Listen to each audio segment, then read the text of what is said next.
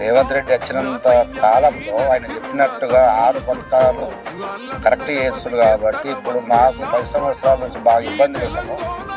ఆ దొడ్డు బియ్యం తినలేక అమ్మేసుకున్నాం కాబట్టి సన్న బియ్యం అనుకున్నాము. ఇప్పుడు రేవంత్ రెడ్డి చెప్పిన మాట మీద సన్నం బియ్యం వచ్చేసినాయి, రేషన్ కార్డులు వచ్చేస్తున్నాయి, బోనస్ కూడా వచ్చేసింది, మాకు ఇంటర్వ్యూ వచ్చేసింది.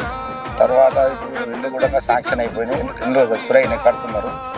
తర్వాత నువ్వు ఇట్లనే మంచిగా చేస్తే బాగుంటుంది. పేదలకు కరెక్ట్ గుర్తించి ఆ పెద్దవాళ్ళకు ఇవ్వకుండా పేదల కన్నుంటే నీ ప్రభుత్వం కొనసాగుతుంది. ఇంకా 10 ఏళ్ళు అయినా కానీ 20 ఏళ్ళు అయినా కానీ ఇక్కడ ప్రేమలు ఉంటాయి వాళ్ళకు. నువ్వు మంచిగా చేస్తే నీ వెనుక మేము అందరం కట్టుబడి నీ ఎంబడ తిరుగుతుంటూ నీకు సాయం చేస్తూ నిన్నే గెలిపిస్తాం సార్.